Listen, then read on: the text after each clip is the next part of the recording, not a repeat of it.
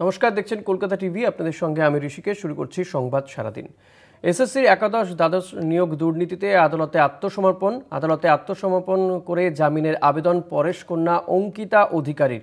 Group C মামলায় আত্মসমর্পণ পার্থ চ্যাটার্জির ব্যক্তিগত সচিবের আত্মসমর্পণ করে জামিনের আবেদন এসএসসি কর্তা সমরজিৎ আচার্য ও পর্ণা বসুর। বেশিরভাগ অভিযুক্তই আজ আদালতে হাজিরা দিয়েছেন। প্রত্যেকেই বিচারকের কাছে জামিনের আবেদন করেন বলে জানা যাচ্ছে। সিবিআইয়ের তরফে জামিনের বিরোধিতা করা হয়। সওয়াল জবাব শেষ হয়েছে বলে জানা যাচ্ছে। রায়দান স্থগিত রাখা হয়েছে। এসএসসি মামলাতে হাজিরা দিয়ে জামিনের আবেদন। একাদশ দ্বাদশের নিয়োগ দুর্নীতিতে আত্মসমর্পণ করেন একের পর এক আদালতে আত্মসমর্পণ করে জামিনের আবেদন পরেশ কন্যা অঙ্কিতা অধিকারী। পরেশ অধিকারীর মেয়ে অঙ্কিতা অধিকারী তিনি আত্মসমর্পণ করেন। গ্রুপ সি মামলাতে আত্মসমর্পণ পার্থ চ্যাটার্জির ব্যক্তিগত সচিবের।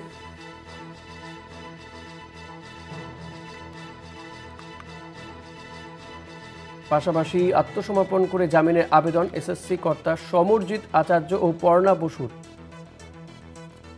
বেশিরভাগ অভিযুক্তই আজ আদালতে হাজিরা দিয়েছেন। প্রত্যেকেই বিচারকের কাছে জামিনের আবেদন করেন বলে জানা যাচ্ছে।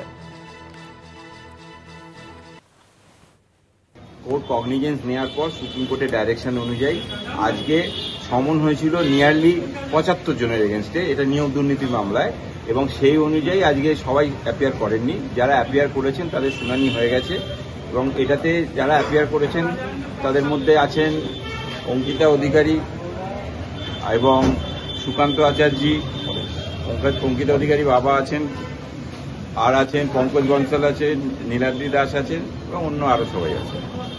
তো এইটা এখন অর্ডারটা এখনো রিজার্ভ আছে, অর্ডার কিছু হয়নি। আজকেই কোর্ট বলেছেন কপি সাপ্লাই করে দিতে, সেই অনুযায়ী কপি সাপ্লাই চলছে, যাতে অতি দ্রুততার সঙ্গে সুপ্রিম কোর্টের ডাইরেকশন মেনে কেসটা এগোতে পারে।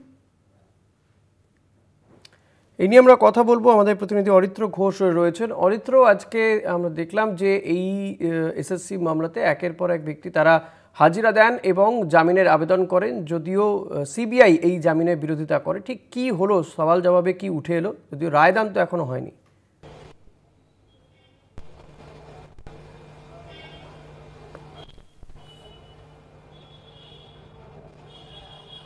দেখো, আলিপুর সিবিআইয়ের বিশেষ আদালতে এসএসসি গ্রুপ সি এবং একাদশ দ্বাদশ নিয়োগ দুর্নীতি মামলায় বেশ কয়েকজন যাদেরকে আদালতের তরফ থেকে সামন পাঠানো হয়েছিল, 75 জন, তাদের মধ্যে অধিকাংশই আজকে আদালতে অ্যাপিয়ারেন্স করে এবং অ্যাপিয়ারেন্স করে তারা জামিনের আবেদন জানান। খুব উল্লেখযোগ্যভাবে সেই জামিনের বিরোধিতা করেন সিবিআইয়ের আইনজীবী, এবং তাদের যেটা স্পষ্ট বক্তব্য যে এই মামলা অত্যন্ত স্পর্শকাতর মামলা। জামিন দিলে বা জামিন হলে এই মামলা তদন্তের প্রভাব পড়তে পারে এবং সামাজিক ক্ষেত্রেও এর বড় প্রভাব পড়তে পারে। দেখো, আজকে সওয়াল জবাব পর্বে এসএসসির এই যে একাদশ দ্বাদশ নিয়োগ দুর্নীতি মামলায় আদালতে আত্মসমর্পণ করে এবং সেখানে জামিনের আবেদন করেন তৃণমূল বিধায়ক পরেশ চন্দ্র অধিকারী এবং তার কন্যা অঙ্কিতা অধিকারী। একই সঙ্গে গ্রুপ সি মামলাতেও আত্মসমর্পণ করেন পার্থ চট্টোপাধ্যায়ের ব্যক্তিগত সচিব সুকান্ত আচার্য।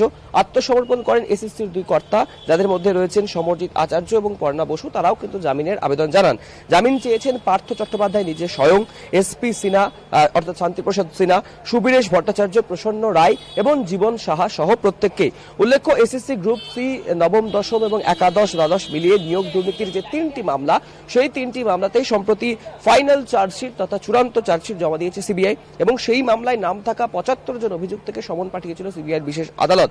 এবং বেশিরভাগ অভিযুক্তই, এই 75 জন যাদেরকে সমন পাঠানো হয়েছিল সেই তালিকায় থাকা বেশিরভাগ অভিযুক্তই আজকে তারা সশরীরে আদালতে হাজিরা দিয়েছেন, এবং হাজিরা দেওয়ার পরেই প্রত্যেককে বিচারকের কাছে জামিনের আবেদনও জানিয়েছেন।